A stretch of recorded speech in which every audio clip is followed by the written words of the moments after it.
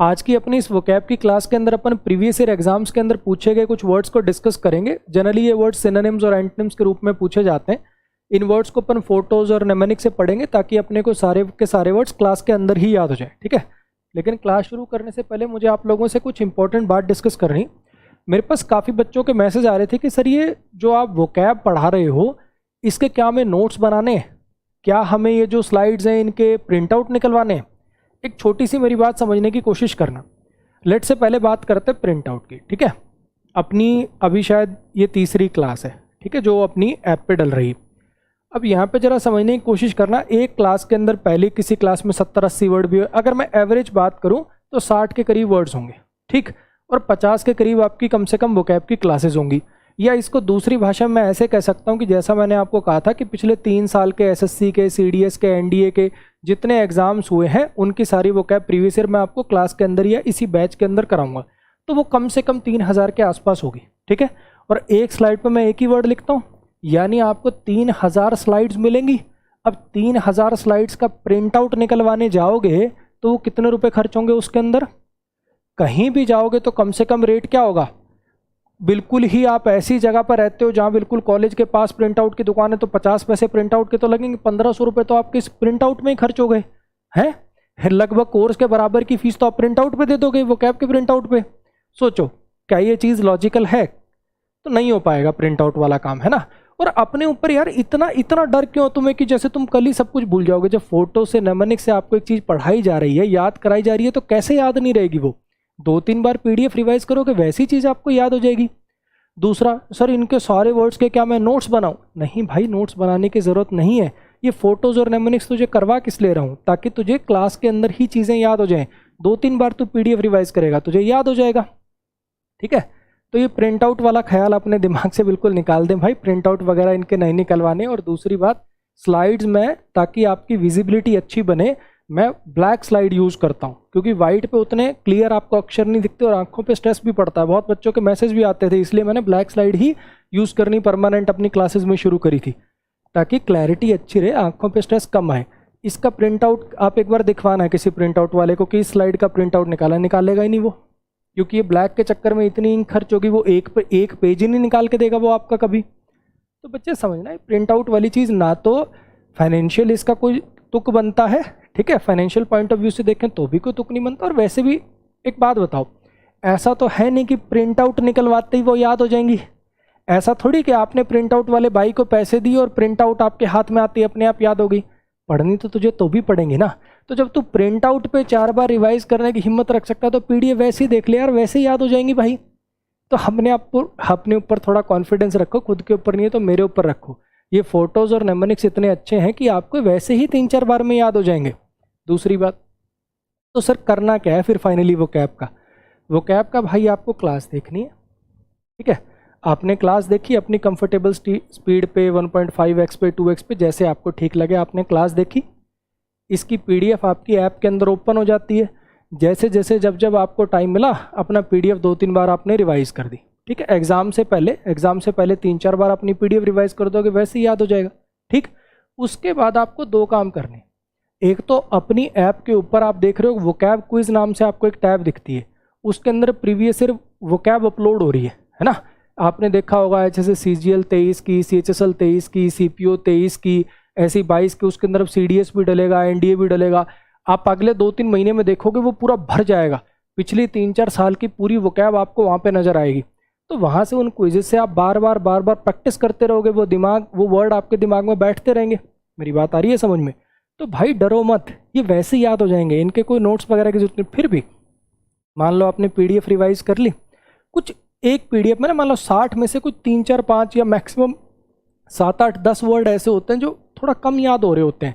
बार बार आप रिवाइज करो लेकिन वही वर्ड बार बार भूल रहे हो, तो उन्हीं के शॉर्ट नोट्स बना लो ना। छोटा सा वर्ड है, जैसे फॉर एग्जाम्पल जैसे इसी की बात करें अपन, मान लो सर्वाइल वर्ड आपको याद नहीं हो रहा, ठीक है। तो अपनी एक वोकैब की डायरी, जो आप रीडिंग करते समय आपने वोकैब की डायरी बना रखी है ना नए वर्ड्स को लिखने के लिए, तो आपने छोटा सा यहाँ पे लिख लिया सर्वाइल, ठीक है। देख लेना यार, मैंने दोबारा लिखूं क्या इरेज करके? आपने यहाँ पे लिख लिया सर्वाइल। और ब्रैकेट में इसका मीनिंग लिख लिया, ठीक है। सर्वेंट के जैसा attitude, very eager to praise, या बड़ा चापलूस टाइप का। हिंदी मीनिंग में लिख लो, इंग्लिश में लिख लो, इंग्लिश में लिखोगे बेहतर रहेगा, ठीक है।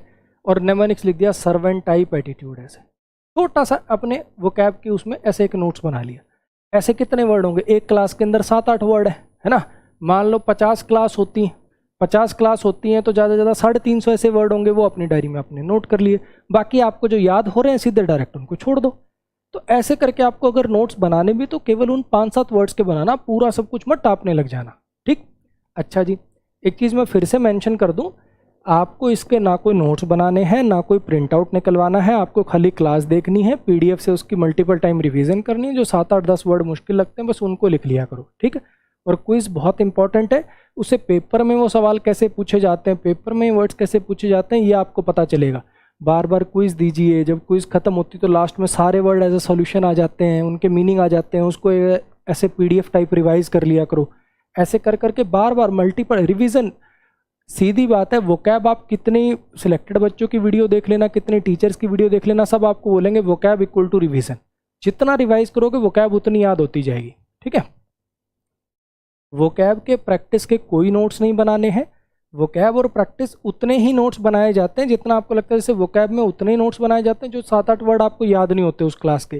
प्रैक्टिस जब आप करते हो तो मान लो कोई आपको ऐसा, जैसे फॉर एग्जांपल आपने प्रोनाउन चैप्टर पढ़ा, प्रोनाउन की प्रैक्टिस कर रहे हो, तो उसके अंदर जो आपने क्वेश्चन लगाए तो उसमें सिर्फ ऐसा क्वेश्चन के आपको नोट्स में उसको ऐड करना होता है जिसमें आपको कोई नया कॉन्सेप्ट मिला, जो क्लास में नहीं था कॉन्सेप्ट, कुछ हटके कॉन्सेप्ट था, कुछ अलग था।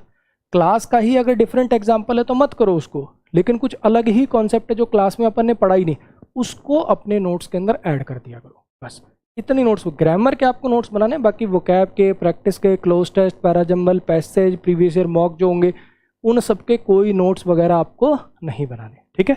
अब मुझे लगता है ये बात क्लियर होगी। मैं एक बार फिर आपको कह रहा हूँ भाई, थोड़ा कॉन्फिडेंस रख खुद पे। क्लास देखने के बाद, 3-4 बार पीडीएफ रिवाइज करने के बाद, जो 7-8 वर्ड नहीं याद हो रहे उनके नोट्स बनाने के बाद क्विज अटेम्प्ट करने का, कैसे हो सकता है कि तुझे वोकैब याद हो? डर मत, जितना डरेगा उतनी दिक्कत होगी। डरना छोड़ सबसे पहले तो, ठीक है। आ जाओ अपनी क्लास शुरू करते हैं। पहला वर्ड है जी अपना सर्वाइल। सर्वाइल का मतलब क्या होता है? टू ईगर टू प्रेज और ओबे समवन। कुछ लोग नहीं होते ऑफिस वगैरह में, आपने देखे होंगे या कॉलेज वगैरह में देखे होंगे, ज़्यादा ही टीचर के चापलूस होते हैं। अच्छा मैम आपके रजिस्टर पे कवर चढ़ा दूं, मैम मेरी ड्राइंग बहुत अच्छी है कर दूं, है ना। कुछ ज़्यादा ही लोगों को ना, दूसरे लोगों को प्रसन्न करने में, उनकी तारीफ करने में, उनकी चापलूसी करने में बड़े आगे रहते हैं। तो सर्वाइल एटीट्यूड उनका है, सर्वेंट टाइप एटीट्यूड होता है। कैसे याद करेंगे? सर्वेंट जैसा एटीट्यूड। नेमोनिक्स क्या है? जैसे आपने मूवी शायद देखी होगी, बंधन शायद मूवी थी ये, इसमें बोलता ना जो जीजा जी बोलेंगे वो मैं करूँगा।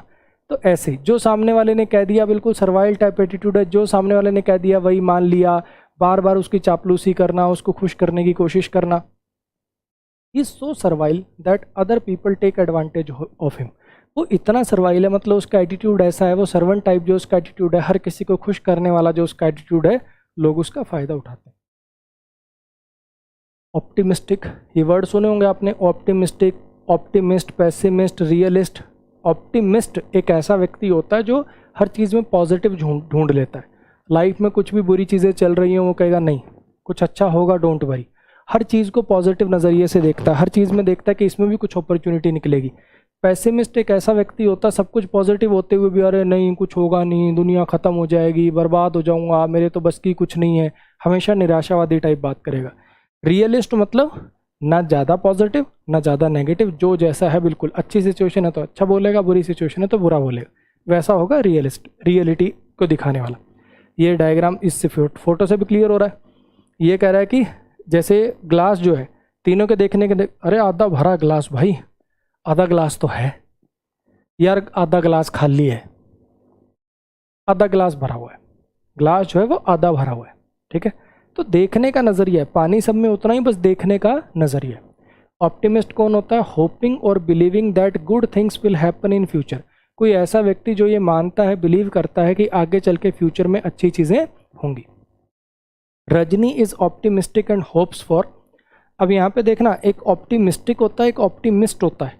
ऑप्टिमिस्ट नाउन होता है, ऑप्टिमिस्टिक एडजेक्टिव होता है, ठीक है। अगर मैं कहूँ कि वो पर्सन ऑप्टिमिस्टिक है तो मैं एडजेक्टिव यूज़ कर रहा हूँ, और he is an optimist noun use करना तो ऑप्टिमिस्ट और एडजेक्टिव यूज़ करना तो ऑप्टिमिस्टिक। तो रजनी ऑप्टिमिस्टिक है और होप करती है best even when things look bleak. Things जो हैं ब्लीक नज़र आ रही हों, निराशावादी टाइप की नज़र आ रही हों, नेगेटिव साइड जाती हुई नज़र आ रही हों, तो भी वो होप करती है कि सब कुछ अच्छा होगा। एडिज, एडिज, एडिज का मतलब क्या है? अ वाइज सेइंग और प्रोवर्ब, लकोक्ति, जिसको अपन कहते हैं ना कहावत, जिसको अपन कहते हैं कहावत, कोई कहावत। तो एडेज का मतलब क्या है? एडेज, इसका नेमोनिक्स देखो, ओल्ड एज के लोग बड़े एडेज यूज़ करते हैं। बूढ़े लोग अक्सर वही होता ना, भाई इतना सा दे दिया यार, ये तो ऊँट के मुंह में जीरे जैसा है ना, तो नहीं सुधरेगा भाई, कुत्ते की पूंछ टेढ़ी की टेढ़ी।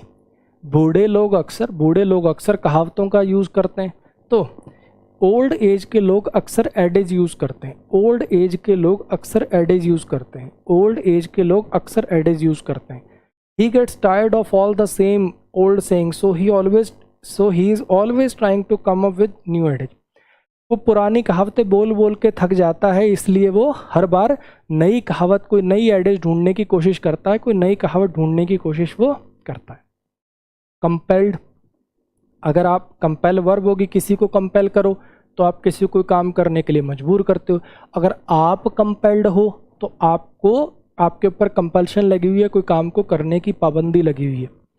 Having to do something because you are forced or feel it necessary, आपको कोई काम करना पड़ रहा है क्योंकि आपके साथ धक्का किया जा रहा है या आपको लगता है यार ये ज़रूरी है, करना ही पड़ेगा। ठीक है, अब इसको कैसे याद करेंगे? देखो क्या नेमोनिक्स है, कंपनी वाले कंपेल करते हैं ओवर टाइम करने के लिए, है ना।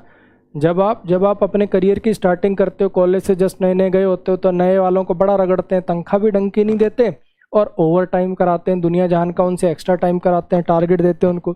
तो कंपनी वाले कंपेल करते हैं ओवर टाइम करने के लिए, कंपनी वाले कंपेल करते हैं, कंपनी वाले बार बार कंपेल करते हैं। काम ना करो तो यल करते हैं, यल मतलब होता है चिल्लाना, है ना। ऐसे भी याद कर सकते हो, कंपनी वाले यल कर करके, चिल्ला के, डांट डांट के आपको कंपेल करते हैं ज़्यादा काम करने के लिए, ऐसे याद कर सकते हो। और एक चीज़ मैं और बता रहा हूँ, कई बार क्या होता है ना, कोई वर्ड को पढ़ के, जैसे नेमोनिक्स तो मेरे बनाए हुए हैं, मेरे दिमाग में जो चीज़ आई वो मैंने नेमोनिक्स के रूप में लिख दी। कई बार क्या होता है, कुछ वर्ड्स आपको लगता है कि नहीं यार ये मैं ना ऐसे नेमोनिक्स बनाता तो मुझे अच्छा लगता, तो अब ऐसा ज़रूरी नहीं है कि ये कोई पत्थर की लकीर है, ये कोई किताब के नेमोनिक्स नहीं है, ये सारे मेरे खुद के बनाए हुए नेमोनिक्स हैं। आप इसको सर्च करके देख लेना, गूगल किताब आराम से, ये नेमोनिक्स आपको कहीं नहीं मिलेंगे जो अपनी क्लास के अंदर होंगे। इक्का दुक्का बाई चांस जो मेरे दिमाग ने सोचा वही किसी और के दिमाग ने सोचा, तो एक आध अगर मैच हो जाए तो बात अलग है, बाकी आपको 95% नेमोनिक्स बिल्कुल फ्रेश नए यहीं से निकले हुए मिलेंगे। तो ये कोई पत्थर की लकीर नहीं होते नेमोनिक्स, जो आपको अच्छा लगे आप अपना खुद भी बना सकते हो। Is always compelled by everyone to join the group, उसके साथ हमेशा लोग धक्का करते हैं, सबके द्वारा उसको कंपेल किया जाता है ग्रुप को ज्वाइन करने के लिए। अब कंपनी वाले इसको सेल्स टारगेट दे रहे हैं, बार बार ओवर टाइम करने कह रहे हैं, तो ये क्या है? कंपेल्ड है। कंपनी वाले इसको कंपेल कर रहे हैं कुछ करने के लिए। कैलुअस, कैलुअस का क्या मीनिंग है? शोइंग और हैविंग एन इनसेंसिटिव और क्रूअल डिसरिगार्ड फॉर अदर्स, जिसको बेसिकली दूसरे की परवाह ही नहीं है, दूसरों की इज्जत ही नहीं करता, दूसरों से कोई मतलब ही नहीं है दूर दूर तक, इसको खाली अपने से मतलब है, एकदम निर्दयी टाइप का, कि मेरे एक्शन से इसको कोई फ़र्क नहीं पड़ता कि अगर मेरे एक्शन से किसी का नुकसान हो रहा है, किसी कुछ टूट रहा है, तो उससे इसको कोई फ़र्क नहीं पड़ता। Callous, callous criminal mentality, callous criminal mentality, callous criminal mentality, callous criminal mentality. Callous people कैसे होते हैं? क्रिमिनल मेंटलिटी के होते हैं, उनको दूसरों से कोई फ़र्क नहीं पड़ता, दूसरों के हाथ पांव टूटे, उनका कुछ नुकसान हो, उससे उनको कोई मतलब नहीं है। बिकॉज जो जज था वो अपसेट था रीटा की कैलुअस डिसरिगार्ड से, दूसरों के लिए जो उसके मन में बिल्कुल कैलुअस डिसरिगार्ड था, दूसरों की बिल्कुल कोई मन में इज्जत ही नहीं थी, दूसरे का जो नुकसान हो उससे कोई रीटा को फ़र्क ही नहीं पड़ता था, उसने उसको 10 साल की सज़ा दे दी। अब मान लो दारू पी के गाड़ी चला रही थी, सामने वाले बंदे मर गए, तो लेकिन उसके मन में कोई गिल्ट नहीं है, मेरी क्या गलती है, मेरी क्या गलती है, ऐसे करी जा रही है, सॉरी तक फील नहीं कर रही है, तो उसको जज को ऐसा लगा कि इसके मन में कोई गिल्ट या कोई सिंपथी नहीं है, इसके मन में कोई कैलुअस डिसरिगार्ड है उनके लिए बस, तो उसने उसको 10 साल की सज़ा दे दी। कैलुअस क्रिमिनल, कैलुअस क्रिमिनल, कैलुअस क्रिमिनल, कैलुअस क्रिमिनल। अब वो नहीं होते आप, जैसे इसका नेमोनिक्स कोई ऐसा बनाना चाहे, जैसे जैसे कुछ लोग नहीं होते जिनके वो गुंडे टाइप के दोस्त होते हैं, और भाई लड़ाई हो जाए तो मुझे बता दियो, जस्ट कॉल अस, जस्ट कॉल अस। वो गुंडे टाइप के दोस्त जो जस्ट ऐसे कहते हैं ना, कॉल अस, सिर्फ हमें बता देना, हमें नहीं मतलब सामने कौन है, तेरी गलती थी नहीं थी, हम सामने वाले के हाथ पैर तोड़ देंगे।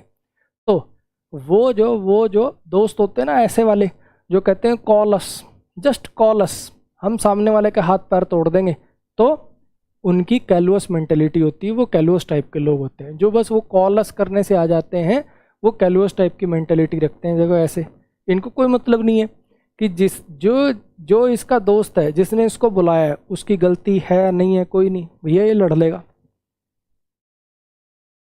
कर्टेल, कर्टेल का मतलब क्या होता है? टू रिड्यूस और limit something.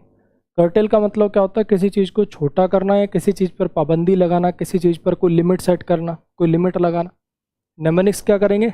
Cut tail, curtail cut tail, curtail cut tail, curtail cut tail, tail को काट देना। जैसे ये टेल थी, इसको इन्होंने काट दिया। देखे होंगे अक्सर आपने ऐसे कुत्ते हैं ना, ये पूंछ कटवा देते हैं। इसका कुछ शायद साइंटिफिक फ़ायदा भी होता है, जो भी ये देख लेना, ऐसे पूंछ कटवा देते हैं इसकी।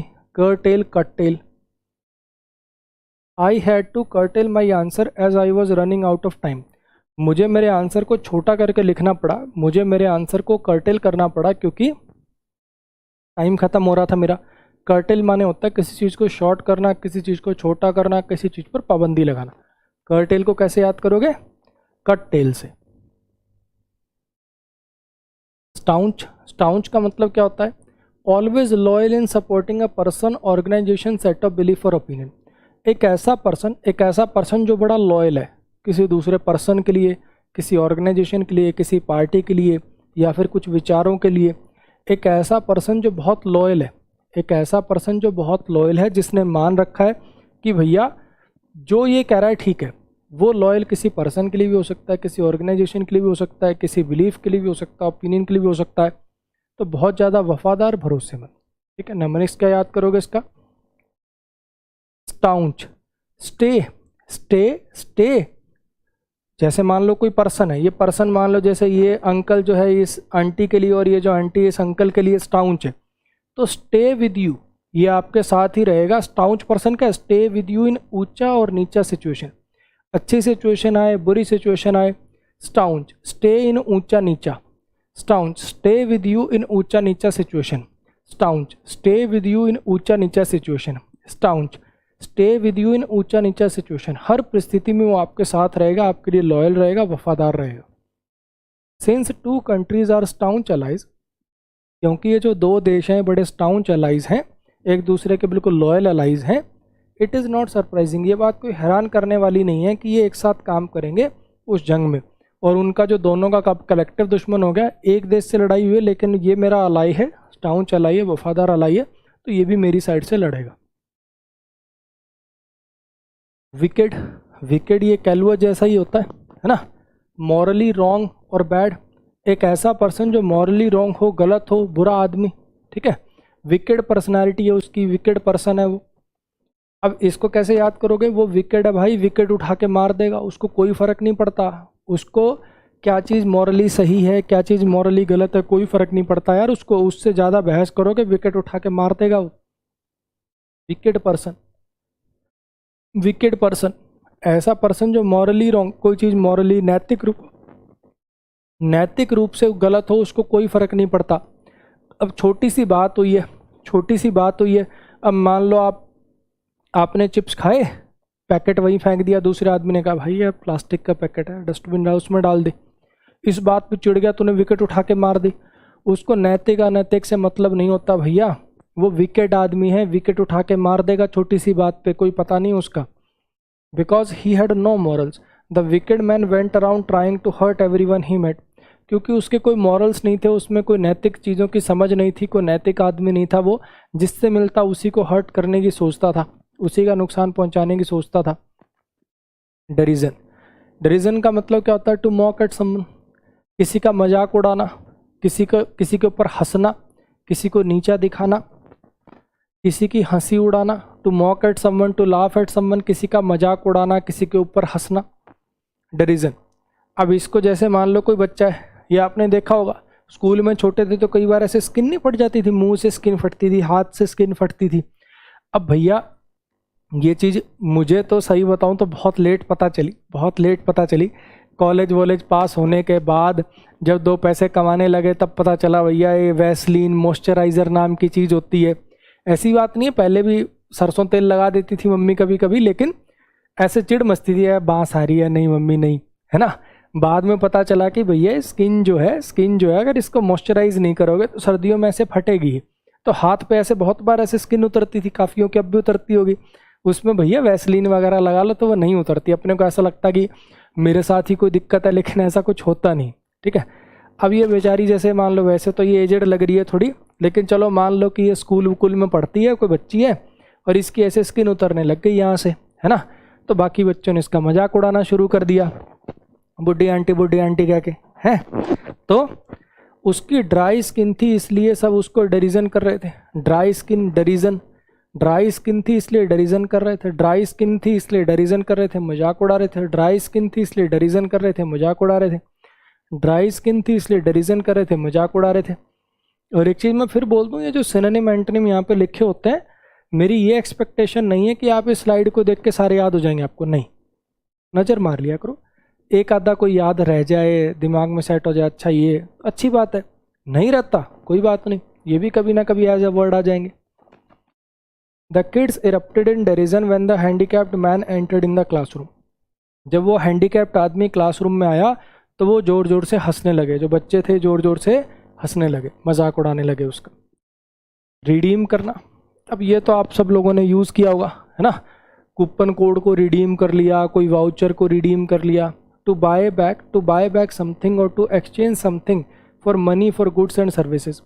किसी चीज़ को वापस खरीद लेना या किसी चीज़ को एक्सचेंज कर लेना किसी चीज़ के एवज में, कूपन के रूप में होता ना। जैसे आपको कोई कूपन मिल जाता है, आप उस कूपन कोड को डालते हो, आपको कोई डिस्काउंट मिल जाता है, कुछ चीज़ मिल जाती है, तो उसको बोलते हैं, उस वर्ब होती है रिडीम कर लेना उस चीज़ को, है ना।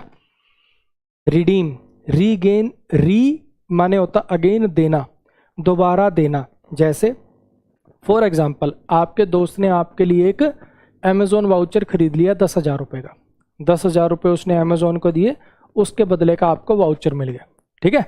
अब वो कोड आपने डाला अमेज़ॉन की वेबसाइट पे, तो आपने सामान वापस ले लिया, जो 10,000 रुपये उसने वापस वहाँ पे खर्चे थे उसके बदले का सामान आपने ले लिया। तो आप क्या कर रहे हो, रिडीम करने का मतलब क्या है, री देना, मतलब जो मैंने आपको दिया था वो दोबारा मुझे वापस देना भाई, री देना, रिडीम करना। ऐसे इसके लिए ना मैंने इसकी ज़रूरत है नहीं, मुझे लगता है सब बच्चों ने कहीं ना कहीं कूपन कोड रिडीम करना ये सब देखो पढ़ रखा होगा, सुन रखा होगा। I save my coupon so that I can redeem them at the super market. मैं अपने कूपन्स को सेव कर लेता हूँ ताकि सुपर मार्केट में जाके इनको रिडीम कर लूँ, इनके बदले में कुछ ले लूँ। पॉइंट्स रिडीम करना ये सब तो आपने सुना ही होगा, है ना। Gullible, believing and trusting people too easily. Gullible व्यक्ति एक ऐसा व्यक्ति होता है जो लोगों पर बड़ा जल्दी यकीन कर लेता है, बहुत जल्दी जिसको बेवकूफ़ बना देते हैं लोग, ट्रिक कर देते हैं। आसानी से धोखा खाने वाला, जिसको बड़ी आसानी से लोग बेवकूफ़ बना देते हैं, धोखा दे देते हैं, ठीक है। अब इसके नमनिक्स कैसे बना सकते हो आप, मतलब जिसको कोई भी गोली दे देता है। अब ये फ्रेज़ तो आपने सुना होगा, भाई कल मैंने उसको गोली दे दी यानी बेवकूफ़ बना दिया।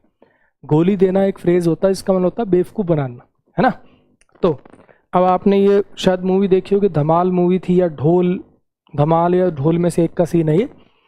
अब इसमें वो नहीं होता, इन तीनों में से कोई भी पूछता है किसने किया है, तो बाकी सारे पीछे हो जाते हैं, मानव, ये इसका नाम शायद मानव होता है, इसमें आगे आ जाता है। पता नहीं मैं ऐसी सिचुएशन में हमेशा मैं अपने आप कैसे आगे आ जाता हूँ, तो इसको सब बेवकूफ़ बना देते हैं। बेचारा थोड़ा सा बेवकूफ़ टाइप का होता है, हाँ कि ना। तो जो ऐसा व्यक्ति जो आसानी से धोखा खा ले, जिसको कोई भी गोली दे देता है, गलीबल, जिसको गोली दी जा सकती है, गलीबल जिसको कोई भी गोली दे के चला जाता है। Unfortunately, the elderly woman was gullible enough to provide the con man with all of her financial information. बदकिस्मती ये है कि वो जो ओल्ड औरत थी, वो जो बूढ़ी औरत थी बेचारी, वो इतनी गलीबल थी, बेवकूफ़ बनने के लिए तैयार थी, या कह लो कि बेचारी गलीबल थी, उसको कोई भी बेवकूफ़ बना सकता था, कि उसने अपना सारा वो ATM नंबर, पिन विन सब उसको कॉन मैन को दे दिया। ल्यूसिड माने होता है वेरी क्लियर, ल्यूसिड माने होता है वेरी क्लियर, ठीक है। अब ये क्लियर जनरली, वैसे ल्यूसिड कोई चीज़ वैसे साफ हो उसको भी ल्यूसिड, मतलब ये चीज़ बिल्कुल क्लियर है वैसे भी कर सकते हैं, और ल्यूसिड जनरली चीज़ों के लिए लगता है भैया। अब ये चीज़ बिल्कुल ल्यूसिड हो गई है, बिल्कुल पानी की तरह क्लियर हो गई है, साफ साफ नज़र आ रही है ना। एक फ्रेज भी होता है बिल्कुल पानी की तरह साफ हो जाना, बिल्कुल पानी की तरह क्लियर हो जाना, उसी से अपना इसका नेमोनिक्स बनाएंगे, ठीक है। कोई कॉन्सेप्ट है, कोई चीज़ आप कर रहे हो ना, बिल्कुल सर आप बिल्कुल पानी की तरह क्लियर हो गया है मुझे। मैं पढ़ाते वक्त बहुत बार कहता हूँ, है ना, जब कोई कॉन्सेप्ट मैं पढ़ा रहा होता हूँ मैं कहता हूँ ना कि बीच में बार बार कमेंट मत किया करो, मैं अगर अपने फ्लो से पढ़ाऊंगा तो बिल्कुल कॉन्सेप्ट को पानी की तरह क्लियर कर दूंगा, है ना। तो एक फ्रेज होता है पानी की तरह क्लियर होना, वहीं से अपन इसका नेमोनिक्स बनाएंगे lucid liquid, lucid liquid, as clear as this liquid. आपने बहुत सारी फोटोज वगैरह में देखा होगा, है ना। अपने इंडिया में भी एक ऐसी रिवर है मेघालय के पास, शायद उडुंकी ऐसा कुछ नाम है उसका, इतना साफ पानी है कि नीचे के पत्थर ऐसे बिल्कुल दिखते हैं, बोट आपको ऐसा लगेगा बिल्कुल हवा में है ना, क्योंकि ये पानी अपने आप में फील ही नहीं होगा कि आपको पानी है। तो as clear as this liquid, भैया ये जो कॉन्सेप्ट था ये मुझे इस लिक्विड के जितना साफ हो गया, बिल्कुल क्रिस्टल क्लियर हो गया। कोई ऐसी चीज़ जो बिल्कुल आप क्लियर हो जाए, आपको बड़ी आसानी से समझ में आ जाए। The direction of assembling the complex table were not lucid. जैसे आपने कोई चीज़ ऑनलाइन मंगा ली, कोई टेबल ऑनलाइन मंगा लिया, अब ऑनलाइन चीज़ें कैसी आती हैं, पार्ट्स में आती हैं, उनको जोड़ना होता है ना। तो वो जो दिशा निर्देश लिखे हुए थे, डायरेक्शन लिखी हुई थी उस कॉम्प्लेक्स टेबल को जोड़ने के, वो क्लियर नहीं थे, वो ल्यूसिड नहीं थे, समझ में नहीं आ रहा था। पेट्रियट, ये तो सबने सुन ही रखा होगा। पेट्रियट का मतलब क्या होता है, देशभक्त। पेट्रियट मतलब क्या होता है, देशभक्त। एक पर्सन जो अपने देश से बहुत ज़्यादा प्यार करता है और ज़रूरत पड़े तो उसके लिए लड़ने मरने को भी तैयार रहता है ना। नेमोनिक्स क्या बनाएंगे अपन इसका, अब जैसे अभिनंदन जो है फाइटर जेट, उनके फाइटर जेट को मारते हुए अभिनंदन का खुद का फाइटर जेट वहाँ पे क्रैश हो गया, ये पैराशूट से नीचे गिरा, है ना। अब वो इसको बता रहे कि इंडियन आर्मी की कुछ खुफिया जानकारी दे दे, मारा पीटा इसको बहुत ज़्यादा, इतना पिटने के बाद भी रट लगा रखी कि कुछ नहीं बताऊंगा। इतना पिटने के बाद भी पेट्रियट पिटने के बाद भी रट लगाए रखता है कि अपने देश से गद्दारी नहीं करूंगा। पेट्रियट पिटने के बाद भी रट लगाए रखता है कि अपने देश से गद्दारी नहीं करूंगा। पेट्रियट पिटने के बाद भी रट लगाए रखता है कि अपने देश से गद्दारी नहीं करूंगा। Without thinking twice the patriot gathered up his weapons and shot after the terrorist. दोबारा बिना सोचे वो जो देशभक्त था उसने अपने वेपन इकट्ठे करे और टेररिस्ट की खोज में निकल गया। ट्रेटर, पेट्रियट का उल्टा क्या है, ट्रेटर, गद्दार। एक ऐसा पर्सन जो अपने देश के प्रति लॉयल नहीं होता, दोस्तों के प्रति लॉयल नहीं होता, ट्रेटर, गद्दार। कैसे याद करेंगे इसको, ट्रेटर जो अपने देश का ट्रेड कर दे, देश का ही सौदा कर दे। ट्रेटर देश का ट्रेड कर देने वाला, ट्रेटर देश का ही सौदा कर देने वाला, देश का ट्रेटर देश का ही ट्रेड कर देने वाला, देश का ही सौदा कर देने वाला। Anna turned traitor when he sold important government secret to the highest bidder. Anna जो था बेसिकली वो गद्दार बन गया जब उसने गवर्नमेंट के इंपॉर्टेंट जो डॉक्यूमेंट्स थे वो हाईएस्ट बिडर को बेच दिए। इंडोलेंट, इंडोलेंट का मतलब क्या होता है, बहुत ज़्यादा लेजी हो, जो कोई एक्टिविटी करके तैयार नहीं है, चल फिरना जिसको पसंद नहीं है। अवॉइड एनी एक्टिविटी एक्सर्शन, बहुत ज़्यादा लेजी हो, आलसी हो। अब इसका नेमोनिक्स क्या करेंगे, मुझे लगता है ये फ्रेज़ आपने सुना होगा, थोड़ा हिल डुल लिया करो भाई, थोड़ा हिल डुल लिया करो, चल फिर लिया करो, हैं। ये फ्रेज़ मुझे लगता है सबने सुना होगा। तो इन प्लस डोलना, इसको डोलना पसंद नहीं है, इनडोलेंट। इन जनरली नेगेटिव के लिए यूज़ होता है, इसको डोलना पसंद नहीं है, हिलना डुलना इसको पसंद नहीं है। इन महाशय को हिलना डुलना पसंद नहीं है, इंडोलेंट है। इन महाशय को हिलना जुलना पसंद नहीं है, ये इंडोलेंट है। बस सोफे पड़े रहेंगे, सामने मूवी चल रही है, आराम से अपना बियर पी रहे हैं, पॉपकॉर्न खा रहे हैं, कैसे हैं ये, indolent. Because I enjoy being indolent there is nothing I find more pleasant than relaxing in the bed. कोई कह रहा है छुट्टियां हो गई हैं भाई, छुट्टियां आ गई हैं, चल आजा लद्दाख घूमने चलते हैं, वहाँ बाइक पे चलेंगे, ये छुट्टियां हो गई, मौज लेनी है, मेरी यही मौज है। मुझे इससे ज़्यादा मज़ा किस चीज़ में आता ही नहीं है। सोफे पे पड़े रहो, सामने बढ़िया मूवी चल रही हो, आराम से अपना पॉपकॉर्न खा रहे हैं, खाना आ रहा है, मेरे लिए यही ज़िंदगी ये करा मस्त है। तो इंडोलेंट आदमी वो होता है जो हिलडुल के राजी नहीं। इंडोलेंट कैसा आदमी होता है? लेजी होता है। वैक्स, वैक्स का मतलब क्या होता है? इंक्रीज में, इंक्रीज होना साइज में, नंबर में, स्ट्रेंथ में, क्वांटिटी में, स्ट्रेंथ में।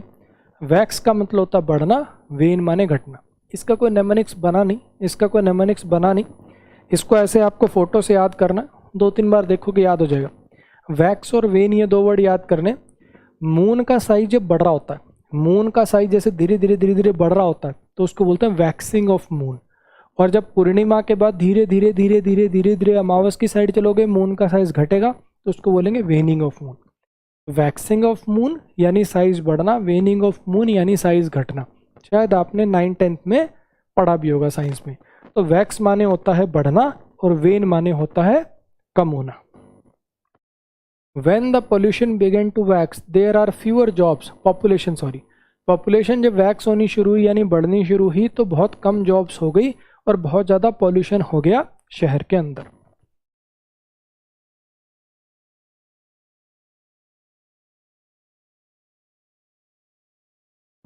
नेक्स्ट वर्ड देखिए, अगला वर्ड है जी अपना ऑब्स्ट्यूस। ऑब्स्ट्यूस का क्या मतलब क्या होता है? Slow to or not wanting to understand something. ऐसा कोई व्यक्ति जो या तो कोई बात समझना ना पाता, समझना ना चाहता हो, या फिर दिमागी बेचारे का ऐसा हो कि चीज़ें जल्दी समझ नहीं आती, मंद बुद्धि टाइप का। ठीक है, आपने देखा होगा बहुत सारी मूवीज़ के अंदर ऐसे कैरेक्टर्स रखे जाते हैं ना, जैसे जॉनी लीवर, बहुत बार ऐसे कैरेक्टर, उसको बात समझ नहीं आती। एक वो था जैसे राजपाल यादव ने भी किया था, है ना, फ़ोन उठाओ, फ़ोन को काटो, फ़ोन आरी लेके काटने लग गया, मंदबुद्धि, जिसको कहना चाह रहे हो जो बात वो समझ ही नहीं आ रही, है ना। कैसे नेमोनिक्स क्या करोगे? अबे तुमसे नहीं हो पाएगा, तुम ऑब्स्ट्यूस हो। अबे तुमसे नहीं हो पाएगा, अबे तुमसे समझ में नहीं आएगा, ये तुमसे हो ही नहीं पाएगा सवाल क्योंकि तुम ऑब्स्ट्यूस हो। अबे तुमसे नहीं हो पाएगा क्योंकि तुम ऑब्स्ट्यूस हो, तुम मोटी बुद्धि क्यों। ये ऐसे याद कर लो। ऑब्स्ट्यूस एंगल क्या होता है? जैसे जो 90 से छोटा होता है एक्यूट एंगल, 90 से ज़्यादा होता है ऑब्स्ट्यूस एंगल। अब ऐसे समझो कि जिसका दिमाग मोटा है, सूजा हुआ है, मोटी बुद्धि का, मतलब 90 डिग्री है, तो इसका मतलब क्या है कि बिल्कुल एग्जैक्ट है, जो सही दिमाग होना चाहिए था उतना है। भैया ये मोटी बुद्धि का है, ये आदमी मोटी बुद्धि का, ऐसे करके याद कर लो जैसे आपको ठीक लगे। Are you so obtuse that you will give away all your money to fake charity. भैया तुम इतने इतने ऑब्स्ट्यूस कैसे हो सकते हो? तुम इतने ऑब्स्ट्यूस हो क्या? इतने मोटी बुद्धि के हो, इतने मंद बुद्धि हो क्या कि तुम अपना सारा पैसा किसी फेक चैरिटी को दे दोगे? मतलब वो चैरिटी असली भी नहीं है। नोशन, नोशन का मतलब क्या है? Something that you have in your mind, और एक आइडिया, आपका कोई आइडिया, आपका कोई विचार, आपकी कोई धारणा, आपका कोई विचार, आपका कोई बिलीफ। बेसिकली नोशन माने होता है बिलीफ। आपका कोई बिलीफ, आपका कोई विचार, आपकी कोई अजम्पशन। अब कैसे याद करोगे? अब ये नोशन के सिनोनिम देखो, idea, belief, conception, impression, inkling, opinion, ये सब क्या है? नोशन के ही सिनोनिम होते हैं। ठीक है, कैसे याद कर सकते हैं? अब जैसे कई बार नहीं होता, जैसे आप अटेम्प्ट करते हो पेपर में तो जीएस के 4 ऑप्शन, यार मुझे लग रहा है ये वाला ठीक है ना, करते हो ना ऐसे, तो मेरे नोशन के हिसाब से ये ऑप्शन ठीक है। Notion option, notion option. जब सही आंसर याद नहीं आता तो नोशन से ऑप्शन टिक करते हैं, जब सही आंसर याद नहीं आ रहा होता तो नोशन से ऑप्शन टिक करते हैं। According to my notion this is the correct option, according to my notion this is the correct option. मेरे नोशन के हिसाब से ये ऑप्शन करेक्ट है, मेरे नोशन के हिसाब से ये ऑप्शन करेक्ट है। When the girl saw how much her friends liked her sugar cookies, she had the notion to open an online bakery. जब उस लड़की ने देखा कि उसके दोस्तों को उसकी बनाई कुकीज़ कितनी पसंद आ रही, तो उसके दिमाग में आइडिया आया कि एक ऑनलाइन बेकरी खोली जाए। ट्रायम्फ, ट्रायम्फ का मतलब क्या होता है? कोई जीत। To have a very great success, बहुत बड़ी जीत या विक्ट्री कोई हासिल करना। ट्रायम्फ माने जीत। अब वो देखा होगा आपने, इसको कैसे याद, या तो याद कर सकते हो ट्रम्पेट से, एक ईडियम है ना, ब्लो योर ऑन ट्रम्पेट। जब कोई राजा महाराजा जीत के आते तो ट्रम्पेट बजाते थे, है ना। जब कोई ट्रायम्फ करके आता, जीत करके आता, तो ट्रम्पेट बजाई जाती है, ऐसे करके याद कर लो। या फिर एक है, जैसे अपने चैनल पे इंटरव्यू पढ़ा, ऐसे 2 बच्चों का मैंने खास करके, टॉपर्स के भले ही ना लिए हों, जैसे CGL 22 में जो माधव मिश्रा है, जो AIR रैंक 2 है, उसका मैंने कोई इंटरव्यू नहीं लिया, ठीक है। टॉपर्स के भले ही इंटरव्यू ना लिए हों, लेकिन कुछ ऐसे बच्चों के मैंने 1-2 के इंटरव्यू डाले थे। एक तो जैसे एक लड़का था, वो भी 3 अटेम्प्ट उसने दिए थे। और ये वाला रजत भाई भी पढ़ने बहुत बढ़िया, बहुत ही बढ़िया लड़का, ये मेरे बहुत पुराना स्टूडेंट, मतलब ऑफलाइन जब मैं पढ़ा करता था तब का स्टूडेंट है ना। तो इसका मैंने इंटरव्यू डाला था अपने उस पर। तो इसका नेमोनिक्स ऐसे करके याद कर सकते हो, हम ट्राई करते रहते हैं तो ट्रायम्फ मिल ही जाती है। अगर हम हार नहीं मानते ना, ट्राई करते रहते हैं, अगर हम ट्राई करते रहें, अगर हम ट्राई करते रहें तो अंत में ट्रायम्फ हमें मिल ही जाएगी, जीत हमें मिल ही जाएगी। Earning a high school diploma and a huge Triumph, earning a high school diploma was a huge Triumph for the young man with learning disability. वो जो आदमी था उसको लर्निंग डिसेबिलिटी थी, वो चीज़ों को जैसे होता है दर्शिल टाइप, वो तारे ज़मीन टाइप की चीज़ें उल्टी दिखती हैं, समझ नहीं आता है ना। लर्निंग डिसेबिलिटी होने के बावजूद इस आदमी ने एक हाई स्कूल डिप्लोमा अर्न कर लिया, मतलब कमा लिया, मतलब हासिल कर लिया। ये उसके लिए बहुत बड़ी जीत थी, बहुत बड़ा ट्राइम था। ट्राई करते रहते हैं तो ट्राइम मिल ही जाती है। जब कोई ट्राइम करके आता है तो ट्रम्पेट बजाई जाती है। ऐसे करो, याद करो। स्कैटर्ड, स्कैटर्ड माने क्या होता है? फैला हुआ, स्प्रेड हुआ हुआ, spread over a large area. कोई चीज़ अगर स्कैटर्ड होती है तो वो चीज़ फैली हुई होती है, बिखरी हुई होती है, ठीक। अब जैसे मम्मी गई थी, बच्चों ने पीछे से उत्पात मचा दिया, चावल का 10 किलो का वो था डब्बा भरा हुआ, खिंडा रखा फर्श के ऊपर, है ना। अब चावल ऐसी चीज़ है कि उसको धो के यूज़ किया जा सकता है, आटा होता तो नहीं कर सकते थे, मिट्टी उसमें मिल जाती है। लेकिन चावल ऐसी चीज़ है कि फर्श पे गिर भी गया तो उसको धो के अच्छे से वॉश करके यूज़ हो जाएगा। तो माँ ने कहा बेटा तूने स्कैटर किया, अब तू ही इकट्ठा कर, स्कैटर इकट्ठा कर, स्कैटर इकट्ठा कर। तूने स्कैटर किया था ना, अब तू ही इकट्ठा कर। तूने बिखराया था ना, अब तू ही इकट्ठा कर। तूने स्कैटर किया था, अब तू ही इकट्ठा कर। तूने स्कैटर किया था, अब तू ही इकट्ठा कर। स्कैटर माने होता है बिखरा हुआ, इधर उधर फैला हुआ। स्कैटर माने क्या है? इधर उधर फैला हुआ। The light is scattered as it strikes the particle suspended in air. ये आपने 9वीं 10वीं पढ़ा होगा कि आसमान ब्लू क्यों दिखता है। सनलाइट आती है, वो पार्टिकल से, एटमॉस्फेयर में जो पार्टिकल्स हैं उनसे टकराती है, फिर जो ब्लू की वेवलेंथ जो होती है वो सबसे ज़्यादा स्कैटर होती है, इसलिए आसमान हमें ब्लू नज़र आता है ना। तो पार्टिकल लाइट के स्कैटर होते हैं, फैलते हैं। सफिस्टिकेटेड, सफिस्टिकेटेड का मतलब क्या होता है? अपीलिंग इन इंटेलेक्चुअल वे। अगर कोई चीज़, जैसे आपने सुना होगा भी ये मशीनरी बड़ी सफिस्टिकेटेड है यार, मतलब बड़ी जटिल है, बड़ी कॉम्प्लेक्स है। और अगर कोई व्यक्ति सफिस्टिकेटेड है तो कहने का मतलब उसको बोलने चालने का ढंग है, बड़ा सफिस्टिकेटेड मैनर में बात करता है। वो बात करता तो ऐसे लगता है यार बड़ा पढ़ा लिखा पॉलिश्ड सा इंटेलेक्चुअल आदमी बात कर रहा है। तो अगर कोई मशीन वगैरह सफिस्टिकेटेड है, अच्छा कोई क्वेश्चन, कोई कॉन्सेप्ट सफिस्टिकेटेड है, तो वो बड़ा कॉम्प्लेक्स है, जटिल है, उसको समझना मुश्किल है। अगर कोई व्यक्ति सफिस्टिकेटेड है तो उसका बात करने का तरीका बड़ा पॉलिश्ड है, ठीक है। अच्छा जी, जटिल या सयाना, देखो या तो कोई चीज़ के लिए लगाओगे तो जटिल हो जाएगी वो, अगर कोई पर्सन के लिए लगाओगे तो वो इंटेलेक्चुअल है, उसके अंदर इंटेलिजेंस है, बात करने की समझ है। अब इसके बात करने के, चलने के, ड्रेसिंग सेंस से पता चल रहा है ना। तो सोफिया के कम्युनिकेट करने के तरीके से पता चलता है कि वो सफिस्टिकेटेड है। Sophia plus communicate, Sophia plus communicate. Sophia ऐसे कम्युनिकेट करती है कि पता चल जाता है कि वो सफिस्टिकेटेड है। सोफिया के कम्युनिकेट करने के तरीके से ही पता चल जाता है कि वो सफिस्टिकेटेड है। सोफिया प्लस कम्युनिकेट, सोफिया का कम्युनिकेट करने का जो तरीका है उसी से पता चल जाता है कि वो बड़ी सफिस्टिकेटेड है, बड़े इंटेलेक्चुअल तरीके से वो बात करती है। I think a more sophisticated approach is needed to solve this problem. मुझे लगता है कि थोड़ी और सफिस्टिकेटेड और थोड़ी सी इंटेलेक्चुअल टाइप की अप्रोच लगेगी इस प्रॉब्लम को सॉल्व करने के लिए। फिल्दी, फिल्दी माने क्या होता है?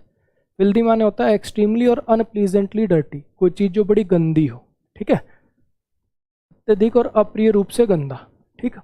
अब इसका कैसे नेमोनिक्स बनाया अपन ने?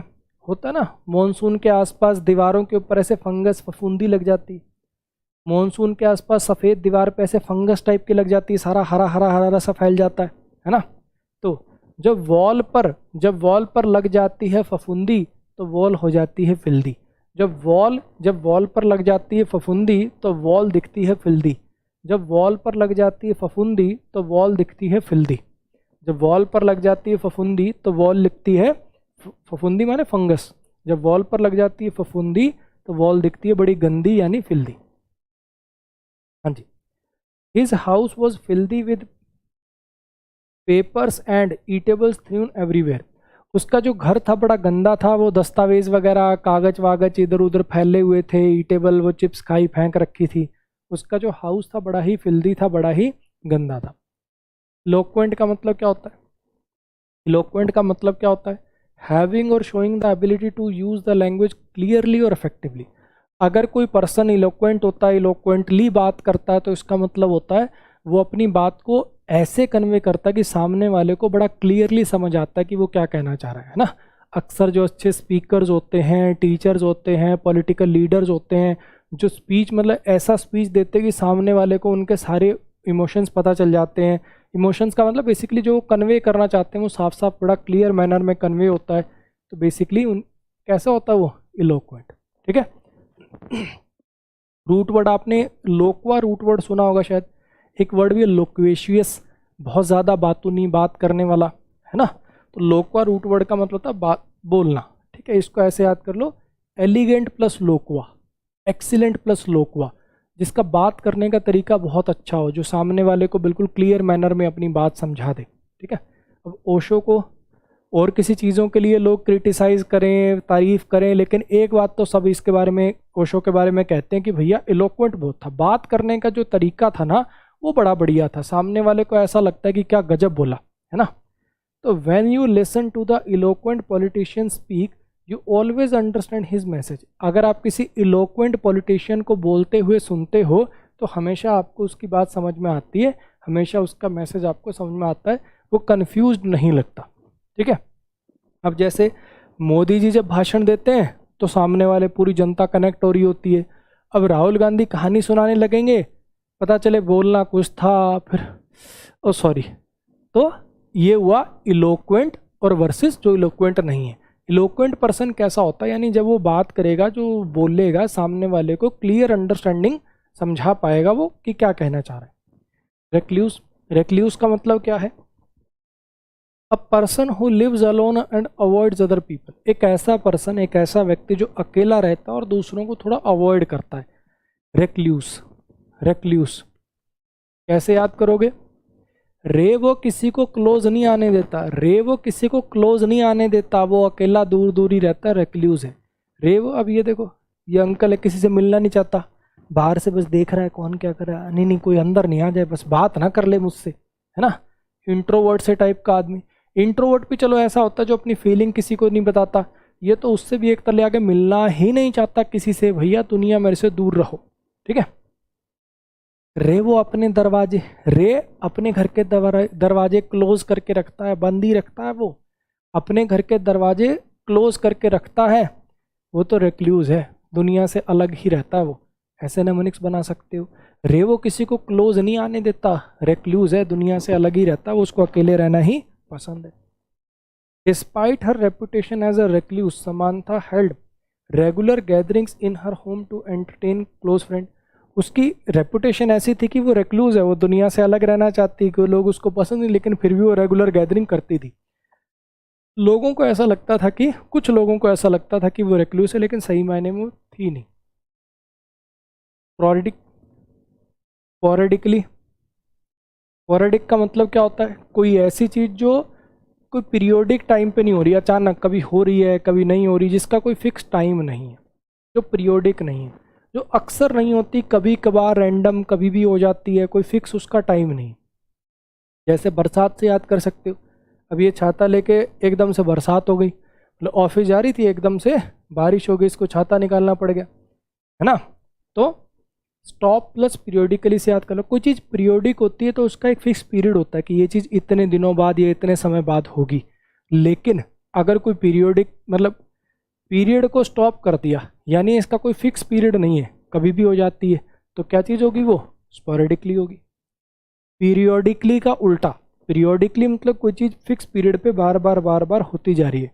स्पोरेडिक का मतलब क्या होता है? कोई ऐसी चीज़ जो अचानक कभी भी हो जाती है ना, और बहुत ज़्यादा ना होती हो, बहुत रेयर होती हो, बहुत रेयर होती है और अचानक कभी भी हो जाती हो ऐसी चीज़। I watch television sporadically but there aren't any shows that I was on regular basis. कभी कभार रेयरली रैंडम मैं कोई टीवी वगैरह देख लेता हूँ, लेकिन ऐसा कोई शो नहीं है जो मैं हर रोज़ देखता हूँ। डाइवर्जेंस, डाइवर्जेंस ये तो आपने सुना भी होगा बहुत ज़्यादा। अरे वो डाइवर्जन के पास जो दुकान है ना, तो सुना होगा। डाइवर्जन मतलब जहाँ से कोई चीज़ डाइवर्ट हो रही है, जहाँ से कोई चीज़ मुड़ रही है, जहाँ से कोई चीज़ अलग हो रही है। तो डाइवर्जेंस का मतलब क्या होता है? एक सिचुएशन जिसमें दो चीज़ें डिफरेंट हो जाती हैं। जैसे डाइवर्जन, रोड पे डाइवर्जन आता है ना, जैसे ये रोड है, एकदम से इसमें से दूसरा रोड निकल आएगा, तो ये रोड डाइवर्ट हो गया, ये रोड अलग हो गया, ऐसे करके। नेमोनिक्स क्या है इसका? डाइवर्ट। डाइवर्ट माने क्या होता है? मोड़ना, अलग हो जाना। अब जैसे आगे रोड बंद है जी, ये डाइवर्जन है, इस साइड से जाइए। The married couple is currently in a state of divergence going through divorce process so they are can legally separate. वो एक डाइवर्जेंस की स्टेट पे आ गए हैं, अब वो अलग होने की स्टेट पर आ गए हैं, एक दूसरे से डिफरेंट हो गए हैं, अलग हो गए हैं, असहमत हो गए हैं, तो वो डिवोर्स फाइल उन्होंने कर रखा है ताकि वो लीगली अलग हो सके। डिसग्रेस, अगर कोई नाउन हो डिसग्रेस, तो ये फैमिली के लिए डिसग्रेस है, ये फैमिली के नाम पे धब्बा है, कलंक है। और डिसग्रेस जब वर्ब होती है तो उसका मतलब होता है किसी को नीचा दिखाना। बिहेव इन अ वे, दूसरे आदमी को डिसरिगार्ड करना, बिलिटिल करना, नीचा दिखाना, है ना। अच्छा जी, अब जैसे जैसे ऑनलाइन ट्रोलिंग होती है, अब किसी बंदे को ऑनलाइन आप कुछ कुछ कमेंट करते हो कि तुम्हारी शक्ल ऐसी है, तुम मोटी हो, भैंस जैसी मोटी हो, फलाना दिगड़ा, लोगों को क्या लगता है? ऑनलाइन में उनको पता है कोई फेस तो है नहीं, सामने तो हिम्मत होती नहीं, लेकिन ऑनलाइन में कुछ भी लिख दिया किसी के बारे में, तो आप क्या कर रहे हैं? वो डिसग्रेस कर रहे हैं, किसी को नीचा दिखा रहे हैं। नेमोनिक्स क्या है? Dish plus grace. ग्रेस माने क्या होता है? किसी की, basically if somebody is graceful, तो उसके अंदर कोई ऐसी चीज़ है कि लोग तारीफ करें, देखें उसको, अट्रैक्ट हो, है ना। और डिस प्लस ग्रेस यानी किसी की ग्रेस को छीन लेना, किसी की मतलब जो उसके अंदर अच्छी चीज़ें थी वो ना बता के आप नेगेटिव उसका प्रचार कर रहे हो, डिसग्रेस कर देना। किसी के अंदर कोई तारीफ करने, ग्रेसफुल है कोई तो तारीफ कर रहे हो, उल्टा, तारीफ का उल्टा, बेइज्जती करना। The soldier's decision to flee the battlefield made him disgrace of his unit. यहाँ पे देखो नाउन की तरह से यूज़ कर दिया, वैसे ये वाला जो है ये वर्ब के रूप में है, ये सेंटेंस में गलती से ये नाउन के रूप में यूज़ हो गया, ठीक है। या ऐसा कर लो, सोल्जर का, सोल्जर भाग गया, soldier, the soldier flee the battlefield so his batchmates या so his coworkers disgraced him. इसलिए उसके जो बैचमेट थे उन्होंने उसको क्या किया? डिस्ग्रेस किया, उसको नीचा दिखाया, क्योंकि यहाँ पे डिस्ग्रेस नाउन है, ठीक है। मीनिंग वाइज ये वर्ब है। हाँ जी, प्लाइट। प्लाइट का मतलब क्या होता है? प्लाइट का मतलब होता है किसी का बेसिकली दुख, किसी का कष्ट, एक अनप्लीजेंट कंडीशन, खास करके जो सीरियस हो, सैड हो और डिफिकल्ट हो, किसी की कठिन दशा, स्थिति, किसी की बड़ी ही दुखदायी स्थिति, दयनीय स्थिति। तो कैसे याद करेंगे? मान लो कोई फ्लाइट क्रैश हो गई, ठीक है, कोई फ्लाइट क्रैश हो गई, ज़्यादातर तो फ्लाइट क्रैश में सब मर जाते हैं, लेकिन बाय चांस वो ऐसी जगह गिरी जहाँ पे कुछ लोग बच गए। अब जो बच गए उनके हाथ पांव टूट गए, किसी की बड़ी बेकार दशा हो गई है। तो प्लाइट आफ्टर फ्लाइट क्रैश, तुम समझ नहीं सकते उस फ्लाइट क्रैश के बाद जो उनको प्लाइट सहना पड़ा, उस फ्लाइट क्रैश के बाद जो उनको प्लाइट सहना पड़ा, जो दुख दर्द पीड़ा सहनी पड़ी, वो तुम इमेजिन नहीं कर सकते। उस फ्लाइट क्रैश के बाद जो उनको प्लाइट सहना पड़ा, फ्लाइट क्रैश के बाद जो उनको प्लाइट सहना पड़ा, वो तुम इमेजिन नहीं कर सकते। My problem aren't much compared with the plight of the storm victim. मेरी जो प्रॉब्लम्स हैं वो ज़्यादा नहीं है, मेरी प्रॉब्लम जो है वो ज़्यादा नहीं है। अगर वो जो स्टॉर्म विक्टिम है, वो जो तूफान के विक्टिम है, अगर उनके कंपैरिजन में मैं बात करूं तो मेरी प्रॉब्लम ज़्यादा नहीं है। यहाँ पे कंपेयर्ड वैसे एडजेक्टिव है, यहाँ पे टू आना चाहिए। ब्लूमिंग, अब ये तो मुझे लगता है वर्ड सबने सुन रखा होगा, ब्लूम करना, खिलना, फ्लावर्स ब्लूम करते हैं। अगर कोई चीज़ ब्लूम करती है तो वो और सुंदर हो जाती है, फाइनल फेज में जाती है। ज़रूरी नहीं सिर्फ फूलों के लिए लगाया जाए, अगर कोई बिजनेस ब्लूम कर रहा है कोई ऑर्गेनाइजेशन ब्लूम कर रही है, खिल रही है, प्रोग्रेस कर रही है, आगे बढ़ रही है ना। तो ब्लूम तो मुझे लगता है सबने पढ़ रखा होगा, जैसे फ्लावर ब्लूम करता है तो वो खिलता है, सूर्य की रोशनी पड़ी ऐसे, वो पहले ऐसे बंद था, फिर ऐसे धीरे धीरे धीरे खुल रहा है, बड़ा हो रहा है, प्रोग्रेस कर रहा है और अच्छा बनता जा रहा है। तो ब्लूमिंग, अगर कोई चीज़, कोई बिजनेस ब्लूम कर रहा है, कोई पर्सन ब्लूम कर रहा है, तो इसका ना प्रोग्रेस कर रहा है, लाइफ में आगे बढ़ रहा है। The flowers were near birds for most of the year but now they are blooming. Flower जो है वो सिर्फ बर्ड जितने थे पूरा साल, लेकिन अब मॉनसून वगैरह में ब्लूम कर रहे हैं जब सनलाइट पड़ रही है।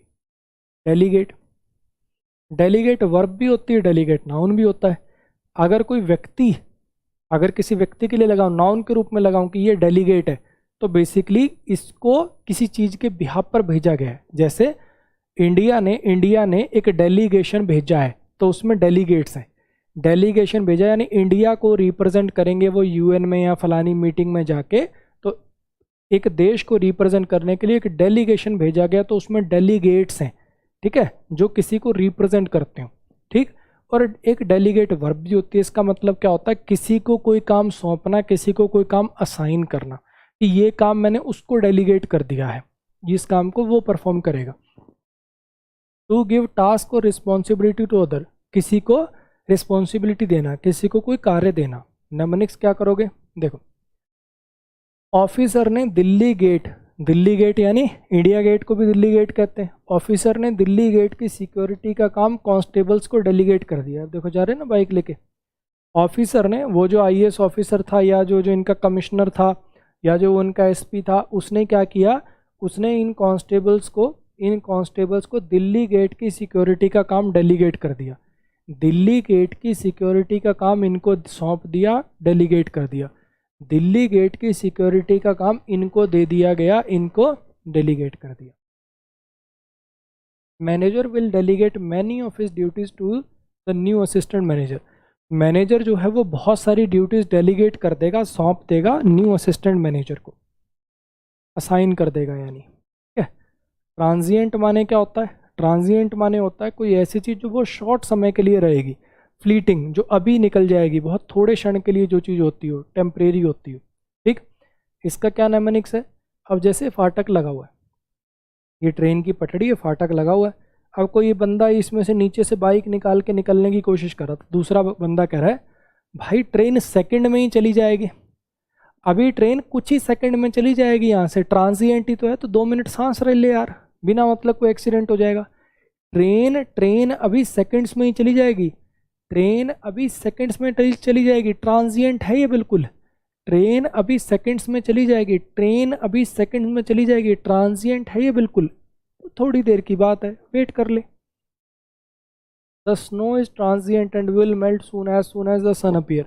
ये जो स्नो आपको बर्फ दिख रही है बहुत ट्रांजिएंट है, कुछ ही क्षण के लिए रहने वाली है और मेल्ट हो जाएगी जैसे ही सूर्य के प्रकाश इस पर पड़ेगा।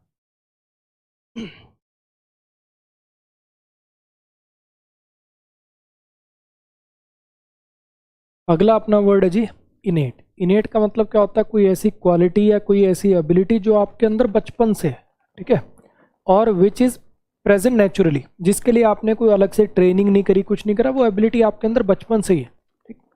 अब कैसे नेमोनिक्स बनाएंगे, अब जैसे ये बच्चा है ना, ये अब इसने कोई पियानो क्लासेस नहीं लगाई, कुछ नहीं लगाई, इसने एक बार इसको देखा, अच्छा इसको धुन, अच्छा ये वाली अच्छी लग रही है, ऐसे ऐसे अपने आप ही धुन बनाने लग गया, है ना। कोई बच्चा बहुत सुरीला गाता है, कोई बच्चा जंप बहुत अच्छा कर सकता है, तो ये क्वालिटीज इसके अंदर बचपन से इन इट। बेबी के लिए इट लगाते हैं, बच्चे के लिए इट लगाते हैं, पढ़ा होगा आपने प्रोनाउन के अंदर, है ना। तो इन इट, ये इट में थी, मतलब ये जो क्वालिटी है इट वाज इन इट, ये बचपन से ही इसमें थी, ये जो क्वालिटी है ना इट वाज इन इट, इसके अंदर बचपन से ही थी। Penguins are born with innate inclination to live together. Penguin जो होते हैं वो पैदा होते हैं, उनके अंदर इंक्लिनेशन होती है, झुकाव होता है इकट्ठे रहने का, वो पार्टनर बना के ही रहते हैं। प्रीपोस्ट्रस, प्रीपोस्ट्रस, प्रीपोस्ट्रस का मतलब क्या होता है, contrary to nature, reason, common sense. कोई ऐसी चीज़ जो बिल्कुल मतलब ऐसे लगता है ना ये क्या बेवकूफ़ाना बात करी यार, मतलब जिसका कोई लॉजिक ना हो, कोई सेंस ना हो, कॉमन सेंस से विपरीत, बिल्कुल हटके अलग, है ना।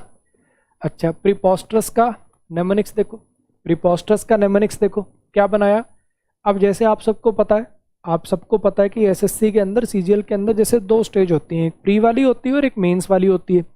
अब मान लो किसी का प्री क्वालिफाई होते ही उसकी कोचिंग वाले पोस्टर छपवा दें, उनके किसी स्टूडेंट का प्री क्वालिफाई होते ही उन्होंने पोस्टर छपवा दिए उस लड़के के नाम के, तो ये तो प्री पोस्टर्स बात हुई ना। सिर्फ प्री क्लियर होते ही पोस्टर छपवा देना प्री पोस्टर्स है, बेवकूफ़ाना है, कॉमन सेंस के विपरीत है। सिर्फ प्री क्वालिफाई होने पर पोस्टर छपवा देना प्री पोस्टर्स है, सिर्फ प्री क्वालिफाई होने पर पोस्टर छपवा देना प्री पोस्टर्स है, बेवकूफ़ाना है, बेहुदा है। Although you are a fast learner, it is preposterous to think you can catch the car on foot. देखिए यार, हालांकि मैं मानता हूँ कि तू भैया तेज भाग लेता है, लेकिन ये सोचना या ये मानना कि तू किसी चलती हुई कार को पैदल भाग के पकड़ लेगा, ये देख थोड़ा बेवकूफ़ाना है, थोड़ा बेहुदा है। क्लैंडस्टीन का मतलब क्या होता है? कोई ऐसी प्लानिंग या कोई ऐसी चीज़ जो सीक्रेटली करी जाए। क्लैंडस्टीन का मतलब क्या होता है? कोई प्लानिंग वगैरह जो सीक्रेट रूप में करी जाए, कोई सीक्रेट, कोई राज, गुप्त रूप से कोई योजना बनाना, है ना। अब कैसे, इसका नेमोनिक्स क्या है? कैंडल लाइट में क्लैंडस्टीन, कैंडल लाइट में 3 लोग क्लैंडस्टीन कर रहे थे, कुछ सीक्रेट बना रहे थे, कोई योजना बना रहे थे सीक्रेटली। कैंडल लाइट में 3 लोग प्लानिंग कर रहे थे, कैंडल लाइट में ये 3 लोग प्लानिंग कर रहे थे किसी को मारने की, किसी चोरी की। क्लैंडस्टीन का मतलब क्या है? कोई प्लानिंग, कोई ऐसी चीज़ जो चोरी छुपे की जाए। He has been having clandestine affair with his secretary for 3 years। वो जो चोरी छुपे गुप्त टाइप का उसका एक अफेयर चल रहा है उसकी सेक्रेटरी से पिछले 3 साल से।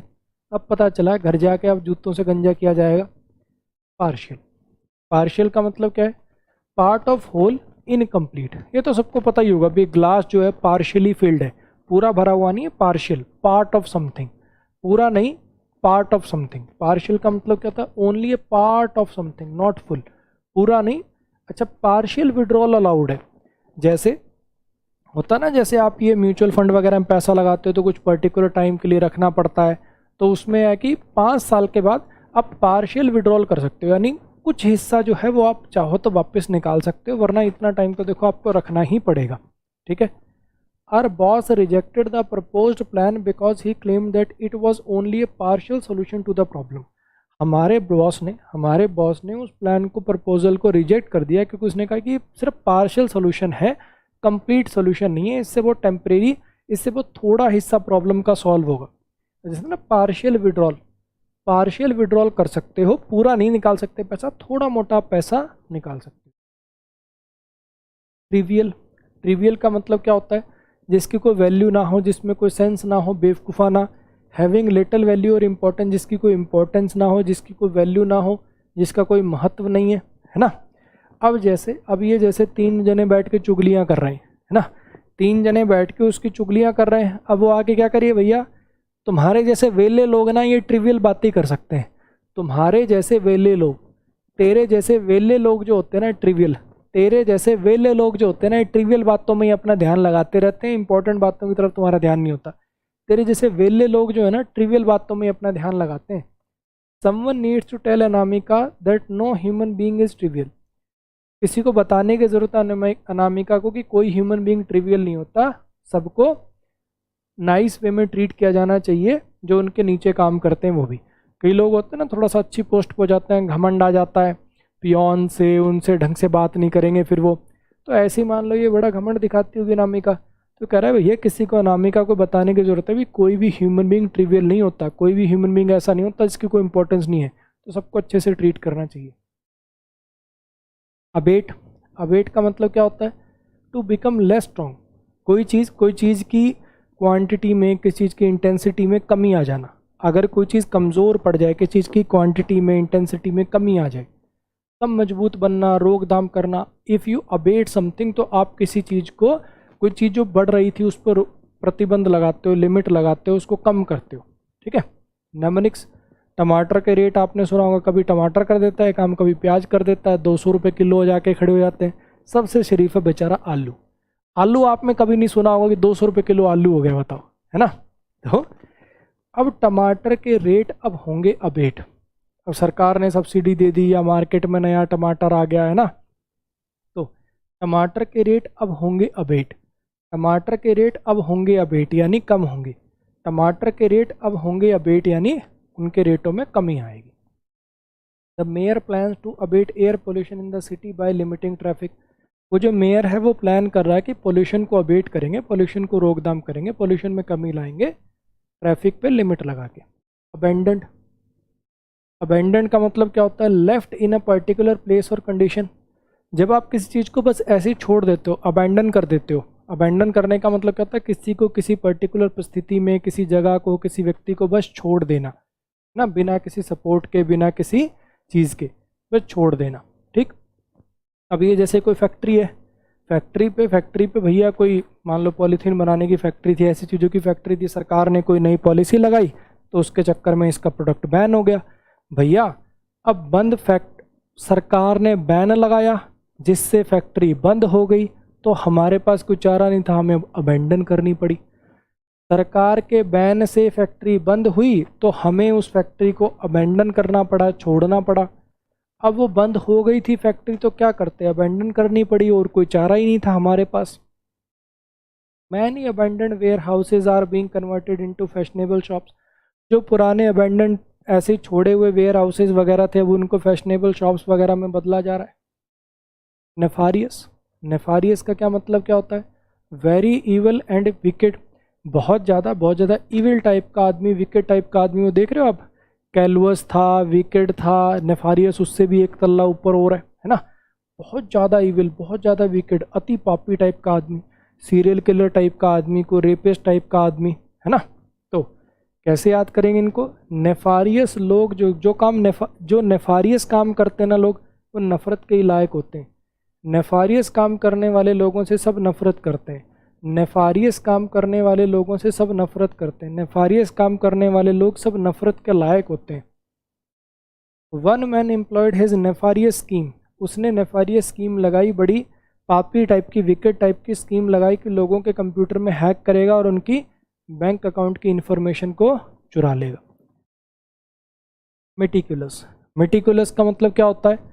जो बहुत केयरफुल हो, अपने काम को लेके, डिटेल को लेके, छोटी छोटी चीज़ों पे भी ध्यान देता हो, बिल्कुल बारीकी से काम करने वाला। अब ये बंदे को देख रहे हो, घास काट रहा है, मशीन से काटी होगी, एक घास भी थोड़ी सी ऊपर है उसको भी कैंची से काट रहा है। तो मेटिकुलस बिल्कुल छोटी मोटी चीज़ों पर भी ध्यान देता है, छोटी मोटी चीज़ें भी कैलकुलेट करके करता है, भी थोड़ा सा भी एरर ना रह जाए। मेटिकुलस छोटी मोटी चीज़ों को भी कैलकुलेट करके करता है कि थोड़ा सा भी एरर ना रह जाए। अगर बोला कि अच्छा यहाँ से यहाँ तक ये बनाना है, छोटी छोटी चीज़ों को भी इंच टेप लेके कैलकुलेट कर रहा, नहीं बिल्कुल बराबर होनी चाहिए, जितनी वहाँ है उतनी यहीं बनेगी। छोटी मोटी चीज़ों को भी कैलकुलेट करके करता है, बड़ा ध्यान देता है। उसके मेटिकुलस स्किल की वजह से गुप्ता जी को कंसीडर करा जाता है one of the best surgeon in the country. बिल्कुल बारीक छोटी छोटी चीज़ों पर भी ध्यान देता हो जो। एनकरेज्ड, एनकरेज ये तो सबने सुन रखा है, किसी को एनकरेज करना, किसी को प्रोत्साहन देना, है ना।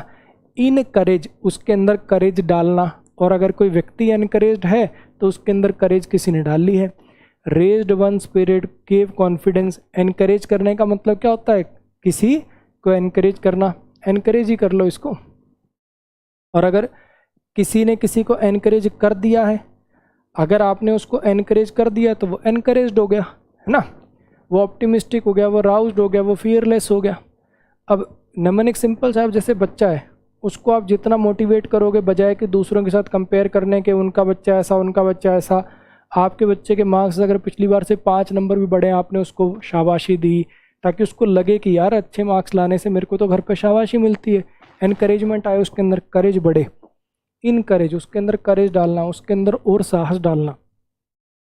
एक recruiter went to the school and encourage the student to join the military instead of going straight to work after graduation. एक रिक्रूटर कॉलेज वगैरह में गया और उसने कहा कि मिलिट्री को ज्वाइन करो, बजाय कि काम और कोई कंपनी वगैरह ज्वाइन करने के, मिलिट्री ज्वाइन करने के लिए उनको एनकरेज किया, प्रोत्साहित किया। होमिसाइडल, कैरेक्टराइज्ड बाय और लाइकली कमिट मर्डर। होमिसाइड आपने सुना होगा, न्यूज़पेपर वगैरह में भी सुना होगा, है ना। होमिसाइड माने होता है human killing. Homicide, human side माने मारना, होमिसाइड माने होता है ह्यूमन की killing. Homicide, human killing. Homicidal thought आते हैं, किसी को मारने के थॉट आते हैं। Homicidal thoughts cause the deranged woman to plot a way to kill a strange husband। उसके अंदर जो होमिसाइडल थॉट आ रहे थे, किसी को मारने के जो थॉट आ रहे थे, उन्होंने उसको मजबूर कर दिया, उन विचारों ने उसको मजबूर कर दिया। डिरेंज मतलब थोड़ी पागल टाइप की औरत जो थी, उसको मजबूर कर दिया उसके स्ट्रेंज हस्बैंड को मारने के लिए। Sluggish, slow moving, lacking energy. अगर कोई स्लगिश होता तो वो बड़ा धीरे धीरे चल रहा होता, कोई एनर्जी नहीं होती, बड़ा सुस्त सा, है ना। स्लगिश को कैसे ना याद करोगे? Slow leg, slow leg, sluggish slow leg. अब मान लो उसकी टांग ही बेचारे की स्लो चल रही है, धीरे धीरे ऐसे ऐसे करके चल रहा है। स्कूल से आते बच्चे नहीं होते कई बार बड़े ऐसे थके थके से, वैसे उल्टा होता ज़्यादातर तो छुट्टी के बाद भाग के जाते हैं। स्कूल जाते टाइम ऐसे दिखाएंगे पता नहीं कैसे डेड बॉडी ले जा रही है जैसे उनकी। तो स्लगिश, स्लो लेग, जैसे एनर्जी बिल्कुल चूस ली हो। Heavy lunch makes me sluggish in the afternoon. बहुत हैवी लंच कर लेता हूँ तो स्लगिश हो जाता हूँ आफ्टरनून में। एविडेंट, क्लियरली सीन और अंडरस्टूड। कोई चीज़ यार ये चीज़ तो बिल्कुल एविडेंट है यार, बिल्कुल साफ साफ पता चल रही है। इसमें क्या है? नेमोनिक्स क्या है? एविडेंस मिलने के बाद, एविडेंस मिलने के बाद पूरा केस एविडेंट हो गया। वो एक सबूत मिलने के बाद, एविडेंस तो सबको पता होगा सबूत, वो एक एविडेंस मिलने के बाद पूरा केस बिल्कुल एविडेंट हो गया, बिल्कुल आंखों के सामने आ गया, बिल्कुल साफ हो गया। एविडेंट का मतलब क्या होता है? कोई ऐसी चीज़ जो बिल्कुल साफ साफ दिखाई दे रही हो, बिल्कुल साफ। Conspicuous, apparent, palpebral. It was evident to everyone who looked at the burnt casserole that Janvi was not good cook। जब उन्होंने बड़ा जला हुआ कैसरोल देखा तो सबको समझ आएगा ये अच्छी कुक नहीं है, रसोई में कभी कुछ जला रही है कभी कुछ जला रही है, तो ये अच्छी कुक नहीं है, ट्रेंड कुक नहीं है। हिंडर करना, हिंडर करने का मतलब क्या होता है? Hold back or to make difficult to accomplish. If you hinder तो आप किसी की प्रोग्रेस में रुकावट पैदा करते हो, किसी को कोई चीज़ अकम्प्लिश करने से रोकते हो, है ना। अब जैसे ये बंदा भाग रहा है, अब ये पत्थर आ गया बीच में, तो क्या है? हिंड्रेंस आ गई, कोई रुकावट आ गई। हिंडर माने क्या होता है? रुकावट पैदा करना। हिंड्रेंस नाउन बन जाएगा इससे। अब नेमोनिक्स क्या बना है इसका? हमारे अंदर का डर, हिंडर, हिंडर, हमारे अंदर का डर, हमारे अंदर का जो डर होता है वो हमारी प्रोग्रेस को हिंडर करता है। पता नहीं मैं ये करूँगा तो क्या हो जाएगा, पता नहीं मैं जॉब स्विच करूँगा तो क्या हो जाएगा, पता नहीं मैं उस फील्ड में इतना अच्छा कर भी पाऊंगा कि नहीं कर पाऊंगा।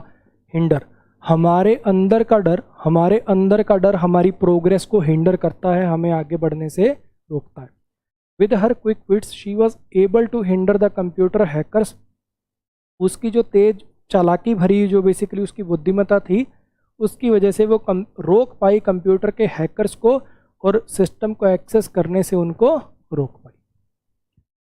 तो इसके साथ आज की अपनी जो क्लास है वो ख़त्म होती है भाई, ठीक है। उम्मीद करता हूँ ये क्लासेस अच्छी लग रही होंगी। वो कैब वाली भी फ़ोटोज़ और नेमोनिक्स से कुछ नहीं करना, बस क्लास देख लिया करो। उसके बाद जैसे जैसे टाइम मिले 2-3 बार अगर आपने PDF रिवाइज कर दी और वो जो वोकैब की क्विज डल रही ना भाई, बहुत इंपॉर्टेंट है, बहुत इंपॉर्टेंट। मतलब समझना यार, वो ऐसा कंटेंट है, लोग चाहते तो उसको अपनी ऐप पे मैंने वो फ्री में डलवा दिया एक कंटेंट कि चलो वोकैब को इस फ्री में दे देते हैं अपनी ऐप के ऊपर, अदरवाइज़ उसके लिए बहुत लोग पेमेंट भी ले सकते हैं। बहुत अच्छा कंटेंट है वो, आपको प्रैक्टिस वहाँ से करनी। कहने का मतलब आपने वोकैब की क्लास देखी, PDF से 2-3 बार रिवाइज कर लिया और उससे प्रैक्टिस कर दी। खुद के ऊपर यकीन नहीं, मेरे ऊपर यकीन रखो। क्लास देखने के बाद 1-2 बार PDF से रिवाइज करने के बाद एक बार आपने वहाँ पर क्विज सॉल्व कर दिया, याद रहेगा आपको, ठीक है। बस वोकैब इक्वल टू रिवीजन, ये चीज़ ध्यान रखिएगा। किसी भी आप सिलेक्टेड बच्चे से पूछ लिएगा, वोकैब इक्वल टू रिवीजन। जितने मैं क्लास में करा रहा हूँ, जितने वहाँ डल रहे हैं, उतना भी पेपर से पहले अगर करके चले जाओगे तो इंग्लिश की वजह से दिक्कत नहीं आएगी। भटकना मत बस इधर उधर, है ना। कि ग्रामर भी 30 टीचर से पढ़ रहे हैं, वोकैब के लिए एक बुक भी ले रखी है, वो भी नहीं पूरी कर रहे, थोड़ा ये थोड़ा वो थोड़ा ये। जितना एक जगह कराया जा रहा पहले वो तो करो, है ना, उस पर फोकस करो। आज के लिए गुड नाइट, मिलते हैं अगली क्लासेस में।